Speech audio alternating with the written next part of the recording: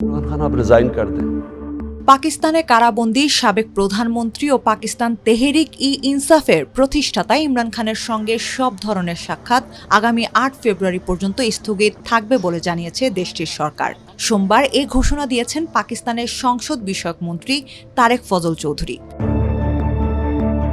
জিও নিউজের talk show capital টকে অংশ নিয়ে তিনি বলেন, ইমরান খানের সঙ্গে সব ধরনের সাক্ষাৎ ৮ ফেব্রুয়ারি পর্যন্ত বন্ধ থাকবে। আদালতের নির্দেশ থাকা সত্ত্বেও সাক্ষাৎ বন্ধ থাকায় ইমরান খানের পরিবার ও পিটিআই নেতারা তার কারাবাসের পরিবেশ নিয়ে উদ্বেগ প্রকাশ করেছেন। এই বিষয়ে জাতিসংঘের এক বিশেষ প্রতিবেদকও সতর্ক করেছেন। তিনি বলেছেন, ইমরান খানকে যে পরিস্থিতিতে আটক রাখা হয়েছে তা অমানবিক কিংবা মর্যাদাহানিকর আচরণের শামিল হতে পারে।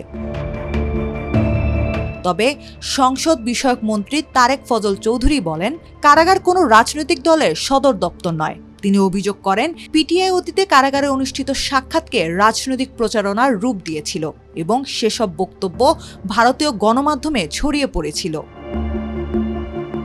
তার ভাষ্য অনুযায়ী এর আগে আদিয়ালা কারাগারে ইমরান খানের সঙ্গে নিয়মিত বৈঠক হয়েছে এবং তাতে সরকারের কোনো আপত্তি ছিল না। কিন্তু পরবর্তীতে সেসব সাক্ষাৎ রাজনৈতিক প্রেস কনফারেন্সে পরিণত হওয়ায় সরকার বাধ্য হয়ে ব্যবস্থা নিয়েছে। সরকারের এই বক্তব্যে তীব্র প্রতিক্রিয়া জানিয়েছেন পিটিআইয়ের আইনজীবী ও সিনিয়র নেতা ব্যারিস্টার আলী জাফর। তিনি বলেন, পাকিস্তানের সংবিধান অনুযায়ী একাকী বন্দিত্ব নির্যাতনের সমতুল্য। সরকারের সিদ্ধান্ত মানবাধিকার ও আন্তর্জাতিক আইন লঙ্ঘন করছে বলেও অভিযোগ করেন তিনি। ব্যারিস্টার আলী জাফর আরও জানান, ইমরান খানের সঙ্গে সাক্ষাতের দাবিতে আদিয়ালা কারাগারের বাইরে শান্তিপূর্ণ কর্মসূচি পালন করলে সরকার জলকামান ও বল প্রয়োগ করছে। গত সপ্তাহে ইমরান খানের বোন পিটিআই নেতা ও কর্মীদের উপর জলকামান ব্যবহার করা হয়।